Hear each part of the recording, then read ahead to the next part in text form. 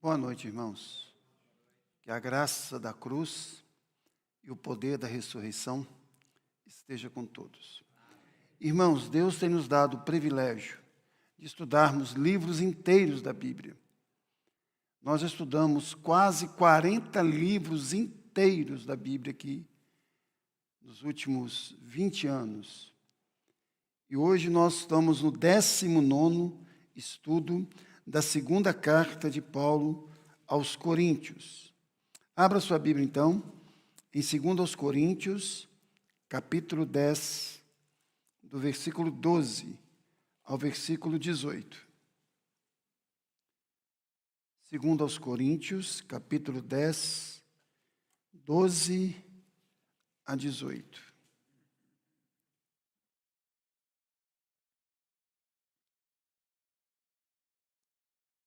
Porque não ousamos classificar-nos ou comparar-nos com alguns que se louvam a si mesmos, mas eles, medindo-se consigo mesmos e comparando-se consigo mesmos, revelam insensatez.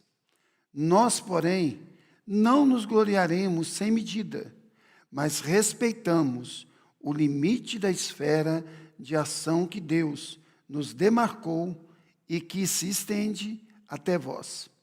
Porque não ultrapassamos os nossos limites, como se não devêssemos chegar até vós, posto que já chegamos até vós com o Evangelho de Cristo, não nos gloriando fora de medida nos trabalhos alheios, e tendo esperança de que, crescendo a vossa fé, seremos sobremaneira engrandecidos entre vós, dentro da nossa esfera de ação, a fim de anunciar o Evangelho para além das vossas fronteiras, sem com isso nos gloriarmos de coisas já realizadas em campo alheio, juntos. Aquele, porém, que se gloria, glorie-se no Senhor. Mais uma vez. Aquele, porém, que se gloria, glorie-se no Senhor. Porque não é aprovado quem a si mesmo se louva, e sim aquele a quem o Senhor louva. Ó Pai, mais uma vez, nós suplicamos a bênção do Senhor esta noite, para que nós ouçamos a Tua voz poderosa falando conosco. Em nome de Jesus, amém. Irmãos, semana passada nós vimos que os críticos do apóstolo Paulo, eles eram duros, eles pegavam pesado com o apóstolo Paulo, a ponto de dizer que as cartas de Paulo eram duras, fortes, mas a presença em si do apóstolo Paulo era uma presença fraca. E a sua pregação não gerava nenhum impacto. Notem, eles acusam Paulo, primeiro, de ser inconsistente. Segundo, de duplicidade. Terceiro, de hipocrisia. Ou seja, Paulo só é forte quando escreve, quando manda carta. Mas quando Paulo está cara a cara conosco, ele é inconsistente, ele é hipócrita. Eles faziam de tudo para diminuir o ministério do apóstolo Paulo. E não somente isso, irmãos. Eles diziam, com outras palavras, que o apóstolo Paulo era um obreiro covarde, que ele era um homem que rugia como leão por meio de cartas, mas tete a tete, ele era tímido como um cordeiro. Fora isso, irmãos, eles acusaram o apóstolo Paulo de não andar segundo o Espírito, mas andar segundo a carne. O ministério de Paulo era pautado não pelo Espírito de Deus, mas pela carne.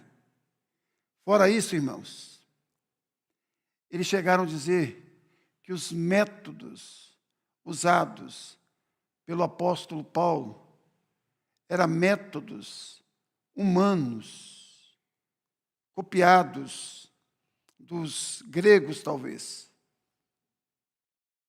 e não copiado de Cristo e dos outros apóstolos. Aí nós vimos aqui, irmãos, que Paulo foi extremamente irônico e duro respondendo esses irmãos.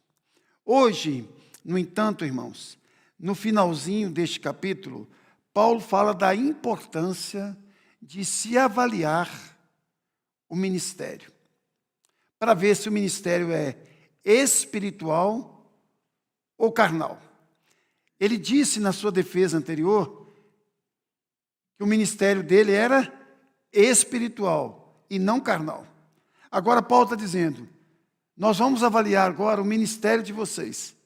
E eu vou provar para vocês que o ministério de vocês é carnal e não espiritual. Irmãos, João, na sua carta, ele chega a dizer o seguinte: provai os espíritos para ver se eles procedem ou não de Deus. Aqueles que têm a incumbência de pregar, de ministrar aula na escola bíblica dominical, de fazer liturgia na igreja, esses homens e essas mulheres precisam ser avaliados em tempos e tempos, para ver se aquilo que eles dizem, se aquilo que eles ensinam tem a ver com o Espírito de Deus ou com a carne. Se aquilo que ele diz, se aquilo que ele ensina é pautado pela palavra de Deus ou não. Se você entrar em qualquer igreja evangélica hoje, todos eles estão com Bíblia, falando o nome de Jesus e cantando hinos e cânticos. A pergunta é: qual Jesus? Qual Bíblia? Que cântico? Irmãos, este livro aqui é um livro que deve ser anunciado com muito temor e tremor. Nós não podemos nos esquecer que a tarefa de se pregar a palavra do Senhor, de se ensinar a palavra de Deus, é uma tarefa muito nobre. Muito nobre. É um privilégio? É claro que sim. Mas também uma responsabilidade muito grande. E outra coisa, o obreiro de Deus não é conhecido por aquilo que ele fala, é conhecido por aquilo que ele vive. Pelos frutos vocês serão conhecidos. Naquele dia, muitos dirão: em verdade, olha, a confissão está correta, em verdade, expulsamos demônio em teu nome. A Jesus disse: eu nunca vos conheci, apartai-vos de mim.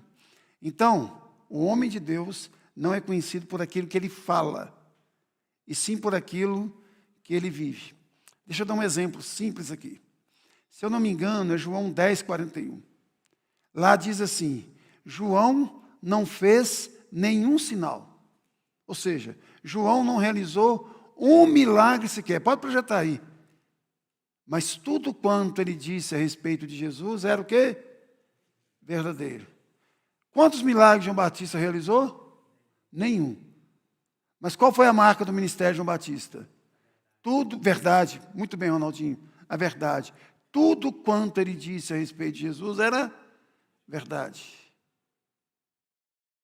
E o próprio Jesus disse a respeito de João Batista: dos nascidos de mulher, ninguém foi maior do que João. Assim sendo, irmãos, vamos então entrar no texto. Primeiro, os falsos apóstolos, os falsos pastores, os falsos obreiros avaliavam seus ministérios usando parâmetros falsos. E Paulo deixa bem claro que ele evitava, ele se recusava a comparar o seu ministério com os dos falsos profetas. Olha o verso 12 comigo. Porque não ousamos classificar-nos ou comparar-nos com alguns que se louvam a si mesmos, mas eles, medindo-se consigo mesmos, comparando-se consigo mesmos, revelam insensatez. Você pode colocar na Nova Tradução na Linguagem de hoje? É rápido? Tem que ser rápido. Olha aí, olha Paulo aí.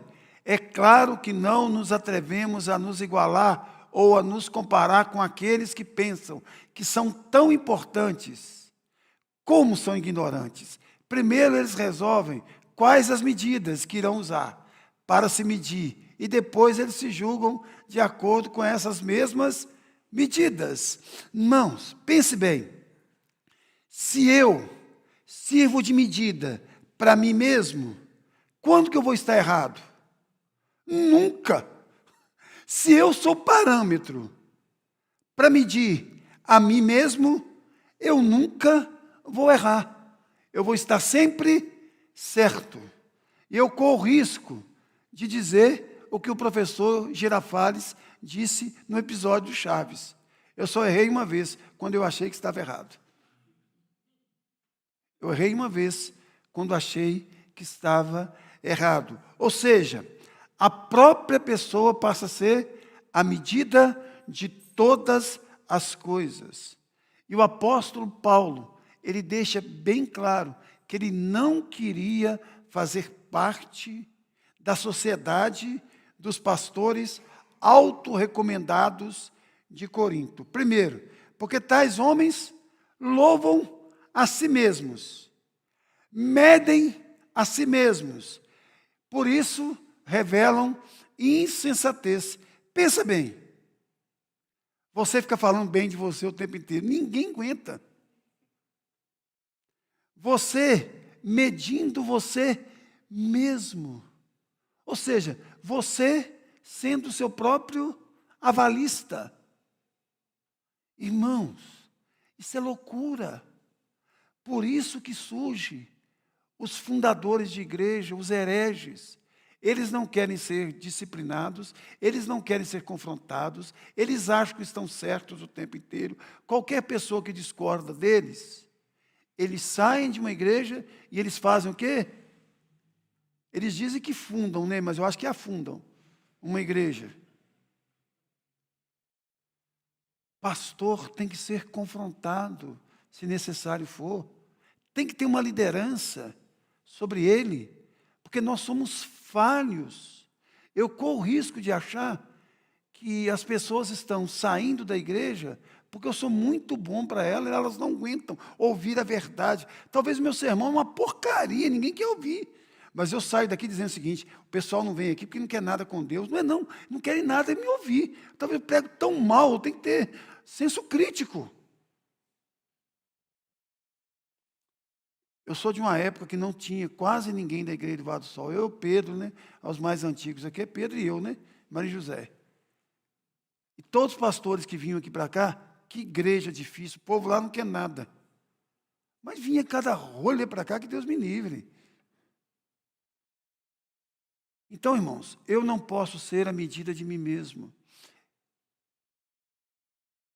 Uma vez, eu fui extremamente mal educado com a pessoa, para não dizer uma coisa pior. Aí depois o Pedro, com esse jeitinho todo, foi conversar comigo lá, falou assim: olha, pastor, o que o senhor fez foi corretíssimo, se o senhor não fosse pastor. É isso mesmo. Eu, como pastor, não deveria ter feito o que eu fiz. Foi errado. A gente precisa ser exortado, a gente precisa ser corrigido. Outra coisa, irmãos, e os falsos apóstolos, os falsos mestres e os falsos pastores, eles comissionam a si mesmo. Eles leem aquele texto lá de Samuel que diz assim: Absalão, meu filho, Absalão, meu filho. Ele interpreta: abre salão, meu filho, abre salão, meu filho. E vai abrindo igreja, e vai abrindo igreja, e vai abrindo igreja. Eles se autocomissionam. Eles não querem passar, eles não querem estudar, eles não querem se preparar para o ministério. Eles se autodeclaram pastores e mestres, lidam com a alma humana, aconselham casais, aconselham pais, filhos, pessoas que querem tirar a própria vida. Uma pessoa, às vezes, sem preparo nenhum, irmãos. E eles próprios legitimam o ministério deles, o pastorado deles. Agora, irmãos, quando Paulo diz que isso é insensatez, ele está dizendo, olha, é insensato você escolher a si mesmo. É insensato você elogiar a si mesmo. Imagine só, você colocar na sua cabeça que você é bonito. Não faz sentido. Não estou falando que você é feio, estou falando assim, não faz sentido. Deixa alguém falar com você. Você entendeu? Se você corre o risco de morrer igual Narciso. Narciso olhou para as águas, água muito limpa, ele ficou tão encantado com a beleza dele que foi entrando na água e ele morreu afogado. Isso é o narcisismo. Irmãos, olha o perigo dos parâmetros, as medidas falsas. A igreja de Esmirna era uma igreja que se considerava pobre. E a igreja de Laodiceia era uma igreja que se considerava rica. O que Jesus disse para a igreja de Esmirna? Que ela era pobre diante dos homens, mas riquíssima diante de Deus. O que esse próprio Jesus diz a respeito da igreja de Laodiceia? Tu diz que é rica, mas tu és pobre, cega. Pensa bem, uma igreja se sentia pobre, mas era rica diante de Deus. A outra igreja se sentia muito pomposa e era pobre diante de Deus. Vocês se lembram quando Samuel foi na casa de Jessé, pai de Davi? Ele mandou chamar, se eu não me engano, 7 filhos. Mas ele não mandou chamar Davi. Porque partiu do pressuposto que Davi está fora. Davi não vai passar no teste. Talvez menorzinho, muito jovem. Aí passou 7 filhos de Davi. Não, nenhum desses. Aí Samuel perguntou para ele, você tem mais outro filho? Ah, tem um filho meu que está tomando conta de algumas poucas ovelhas ali. Chama ele. E era Davi. E o texto diz assim, porque o Senhor não vê como vê o homem. O homem vê o exterior, porém o Senhor o coração. Então, irmãos, parece que eu estou brincando quando eu digo assim para as moças e para os rapazes da igreja, para não ficar olhando demais, porque às vezes você fica tão apegado na aparência física que você esquece de alguns outros predicados, como caráter, honestidade e essas coisas. Às vezes a moça procurando muito um gato e o rapaz uma gata. E na verdade, irmãos, só vai ser arranhado e mais nada. Não estou dizendo também que você tem que escolher também de qualquer maneira. Eu acho que tem que ter bom senso, oração. Entendeu? Irmãos, quais são os parâmetros que nós usamos hoje para descrever uma igreja bem-sucedida? Ou, desculpa, um ministério bem-sucedido. Um pastor bem-sucedido. Primeiro, número de membros. Se a igreja é grande, pressupõe o quê? Opa, esse pastor é bom. Segundo, influência política. Se ele tem acesso a todos os políticos da cidade, se ele está na alta society, ótimo. Outro critério que nós usamos, arrecadação. Outro critério, estrutura física. Vamos olhar o ministério de Jeremias? 40 anos pregando. Quantas pessoas se converteram?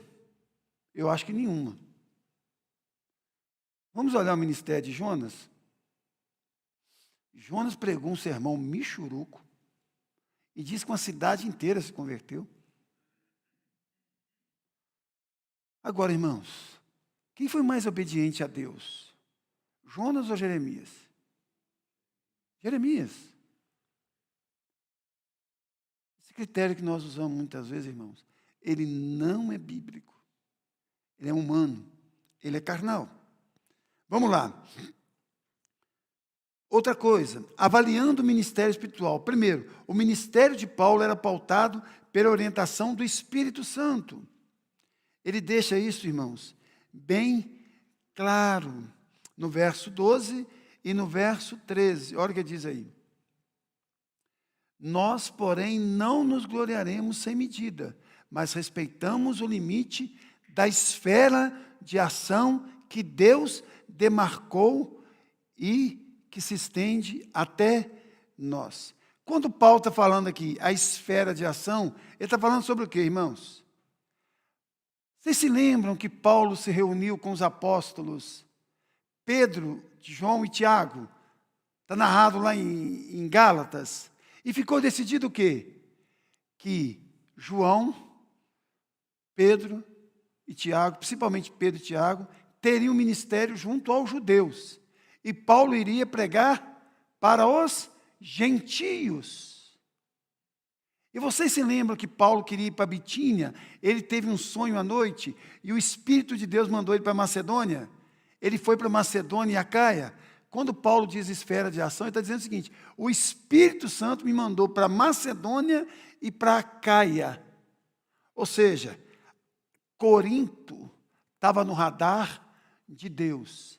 E Deus que enviou Paulo para pregar o Evangelho e fundar uma igreja na cidade de Corinto. Olha o que vai dizer no verso de número 14. Porque não ultrapassamos os nossos limites, como se não devêssemos chegar até vós, pois que já chegamos até vós. Presta atenção, com o Evangelho de quem? Como que Paulo chegou aos Coríntios? Encaminhado pelo Espírito Santo, levando o quê? O Evangelho de Cristo. Agora, pergunta, ele foi encorajado por quem? Pelo próprio Deus. Vocês se lembram que nós estudamos aqui que Paulo não queria ir para Corinto? Corinto era a cidade mais idólatra daquela época, a cidade mais imoral daquela época, a cidade mais imunda daquela época, era a cidade mais pervertida da Europa. Coloca para mim, por gentileza, Atos 18, pode ser na versão ARA, 1-4. Por favor.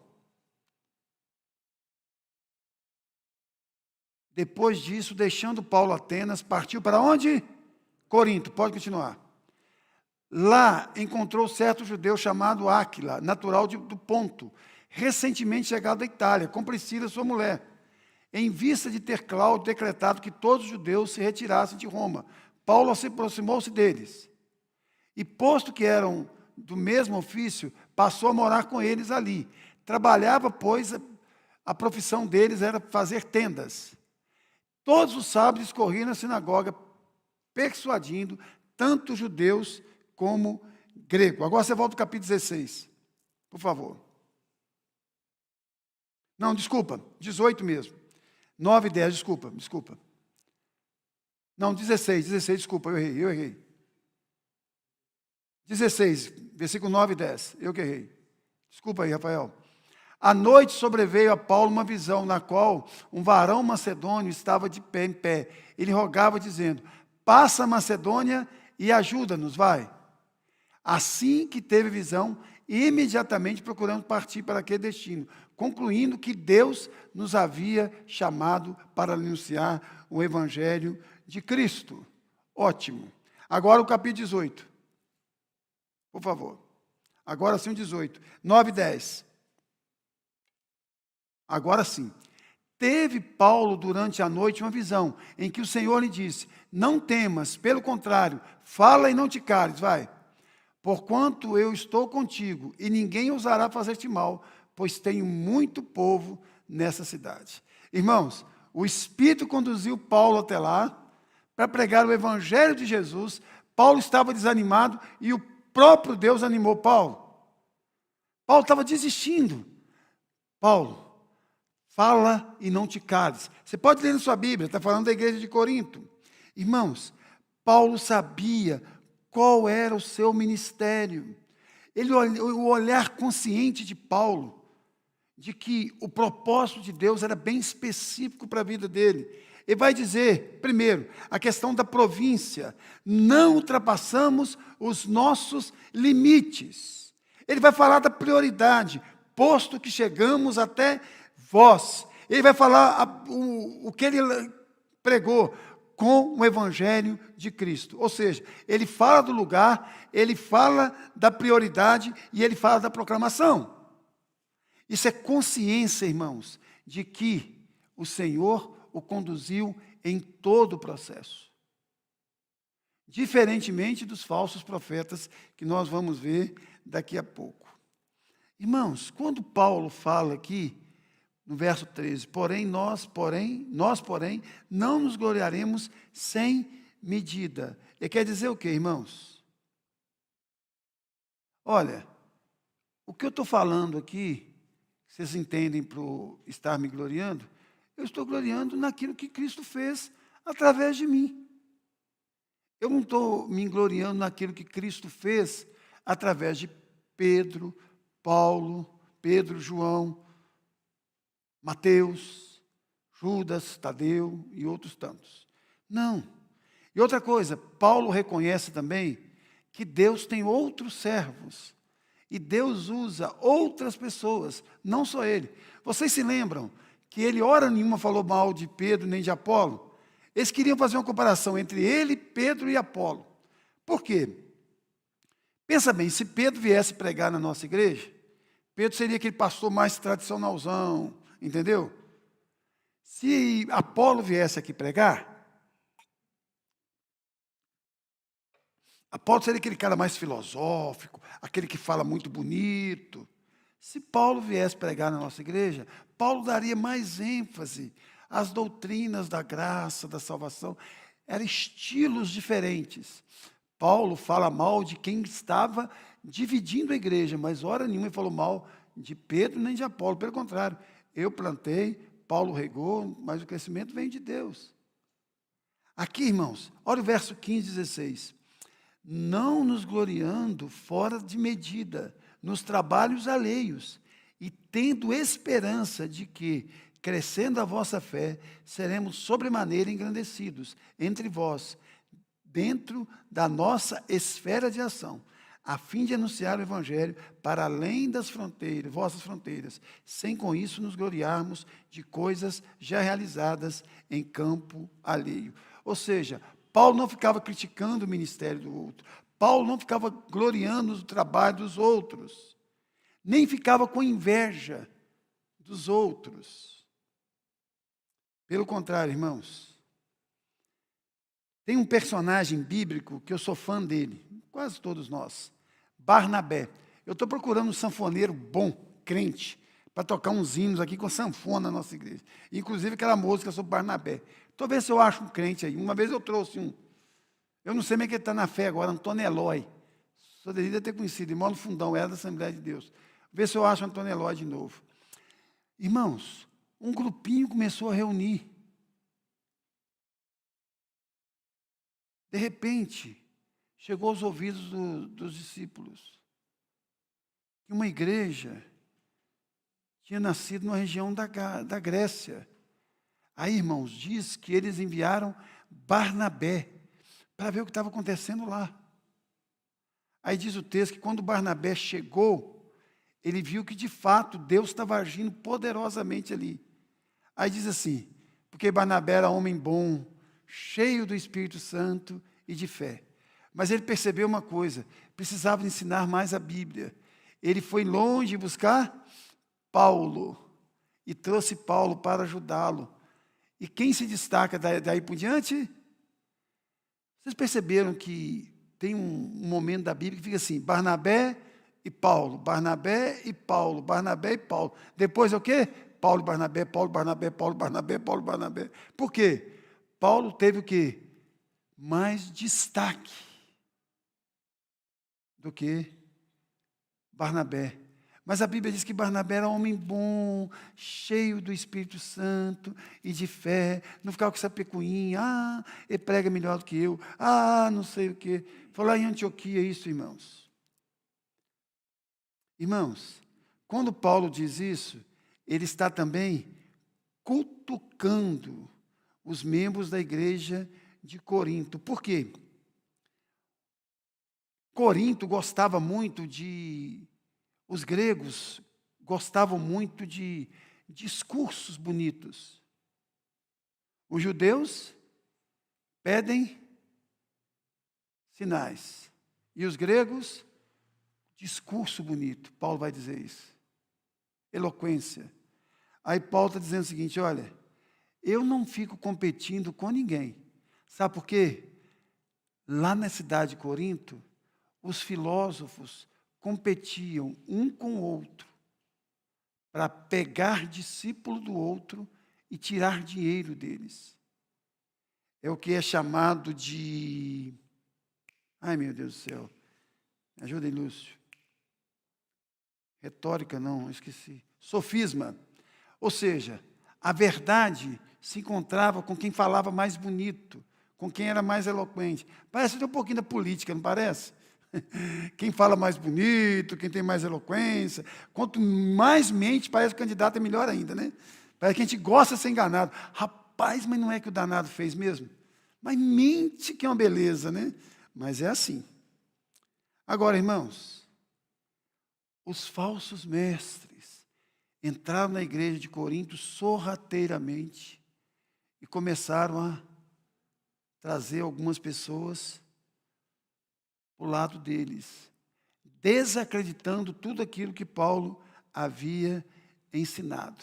Agora, irmãos, o que você faz para acabar com a mensagem? Muitas vezes, se ataca o mensageiro. Isso é chamado de ad hominem. Se ataca o mensageiro para atacar a mensagem.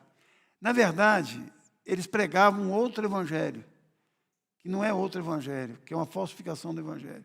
Eles pregavam o seguinte, não só Jesus, mas eles precisavam seguir a lei de Moisés, circuncidar, obedecer todas as regras dietéticas judaicas, cumprir todos os ritos judaicos, todas as festas judaicas e por aí em diante. Agora, irmãos, olha a acusação que Paulo faz. Eu queria que colocasse a Bíblia aí também, na NTLH para mim aí. Olha aí em capítulo 15, irmãos. Vou ler de novo, o 15 e o 16.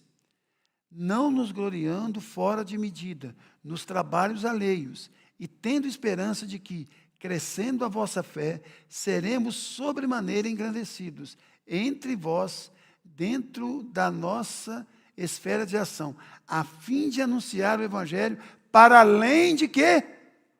Das vossas fronteiras. Olha o que está escrito aí. Põe o verso 16 aí.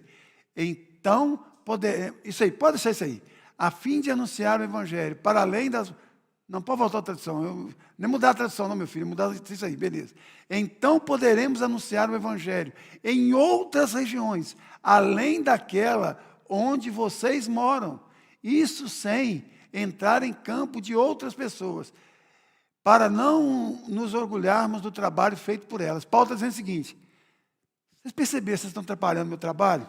Eu estou gastando tanta energia com vocês. Vocês não amadurecem, vocês não crescem. Todo dia eu estou resolvendo o trabalho de vocês e tem campos novos para serem semeados. E eu não posso ir por causa de vocês. Olha para você ver, irmãos, o que uma divisão na igreja pode trazer. O evangelho para, a igreja para de crescer, as pessoas deixam de ouvir o evangelho da graça, o evangelho de nosso Senhor e Salvador Jesus Cristo. A igreja de Corinto estava sendo um entrave missionário. Ela estava roubando as energias do apóstolo Paulo, roubando o tempo. Irmãos, vamos citar algumas coisas que podem roubar o nosso tempo, não só na questão da igreja, mas em tudo. Primeiro, brigas, fofocas, intrigas. Anda, não. Irmãos, você já passou assim uma semana para resolver um probleminha que poderia ser resolvido com 5 minutos? Nessa semana, você gastou energia, você perdeu o sono, você não comeu direito, você nem tomou banho direito. Às vezes, coisas que ficam meses atrapalhando a vida da gente, a gente podia passar por cima, irmãos. Certas coisas a gente tem que fazer de sonso. Um dia o sujeito falou assim: eu não engulo sapo. Uma senhora muito sábia, que servia café no meu departamento, falou assim: eu engulo não só sapo, eu engulo o brejo inteiro. Ficou igual sapa. Sabedoria. Irmãos, tem hora que é bom engolir o brejo. Atrapalha a vida da gente.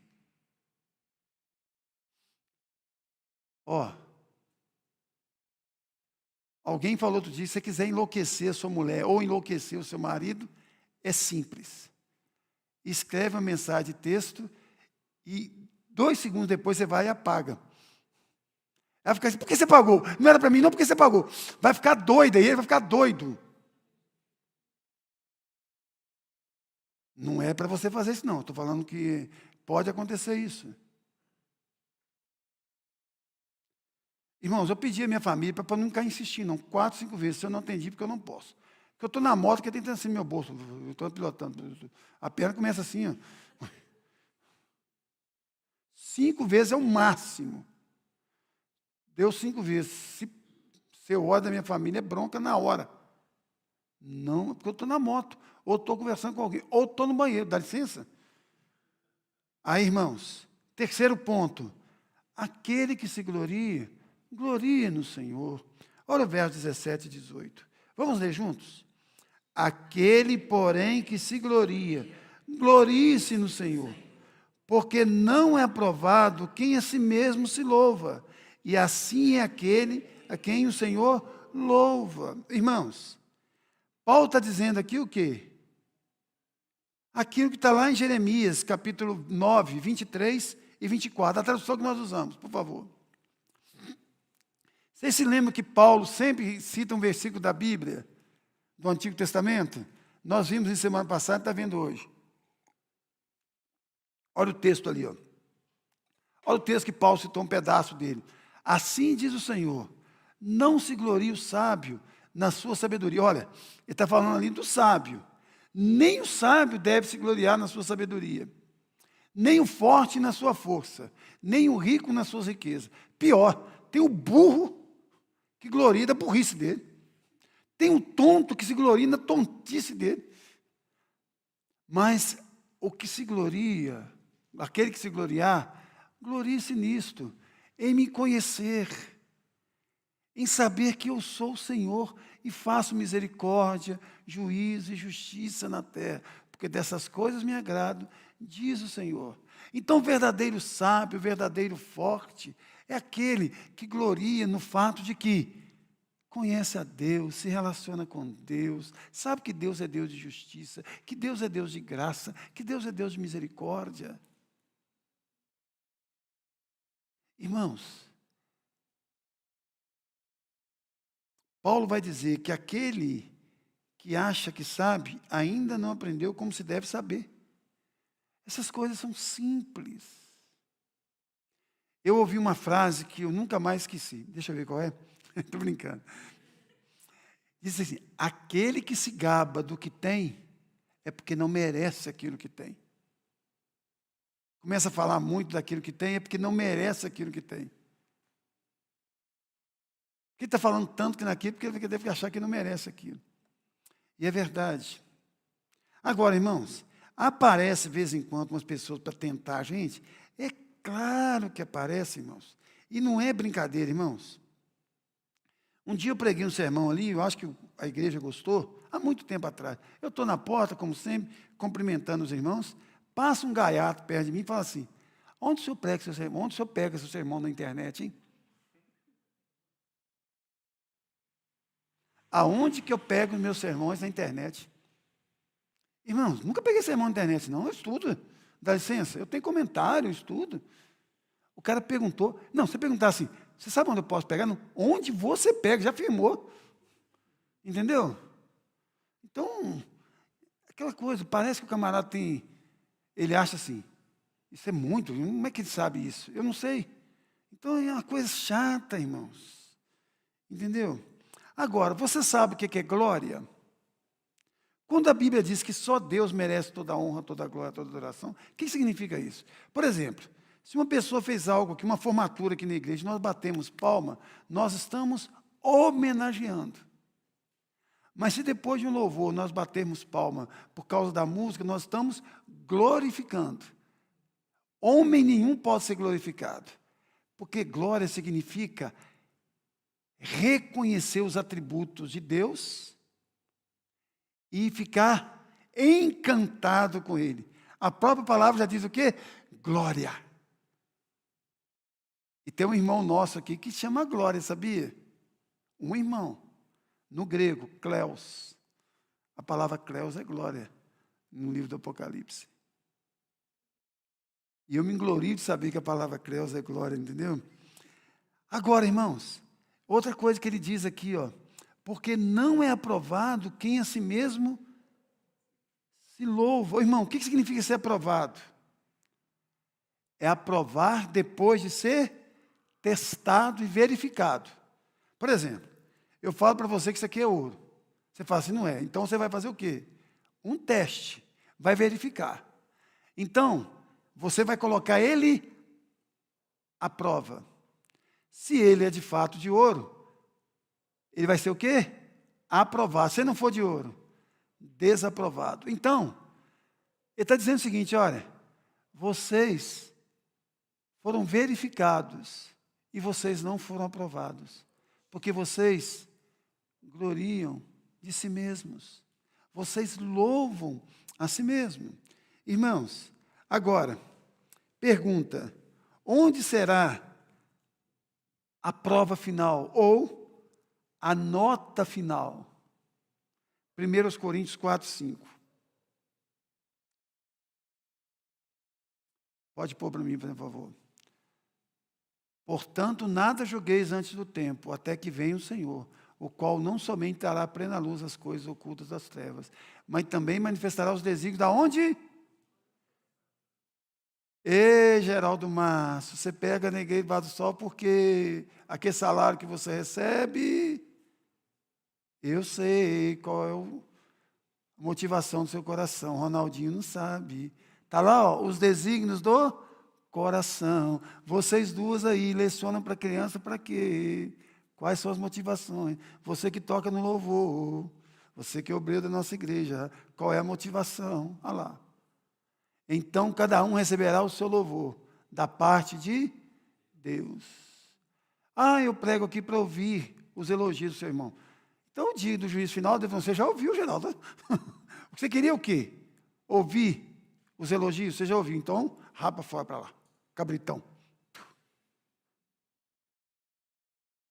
Irmãos, Deus não pode ser glorificado onde o homem carrega para si a glória.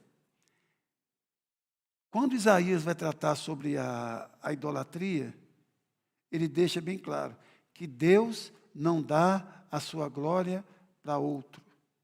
Por que a idolatria é abominável a Deus? Porque Deus não dá a sua glória a outro. Isso tem que ficar muito claro. Terminando, irmãos. Primeira coisa, será que nós estamos no lugar certo? Naquele lugar que Deus quer que nós estejamos?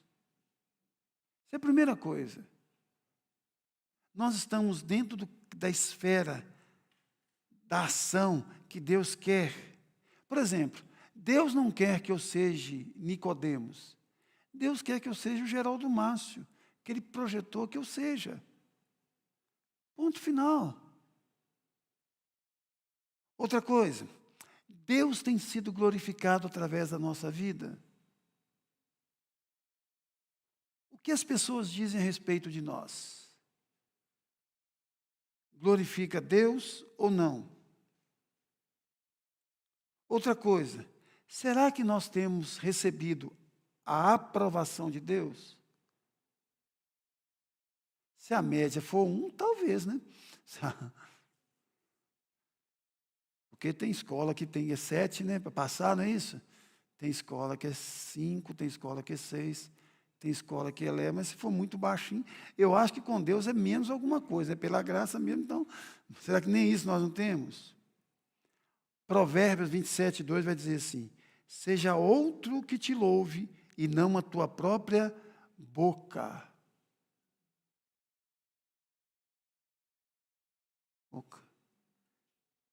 Quinto, será que nós temos aceitado aquilo que Deus nos confiou? Não importa se é 10, se é 100, se é 1000. Foi Deus que confiou. Cuide bem daquilo que Deus deu a você para você cuidar. Não importa. Não importa, irmãos. Se você é rico, se você é pobre, se você é bonito, se você é feio. O importa é que você está cuidando bem daquilo que Deus te deu. E por último, nós temos buscado a glória de Deus. Pontualidade britânica, 8h30. Vamos orar? Pedro, você pode orar por nós? Pode orar daí mesmo?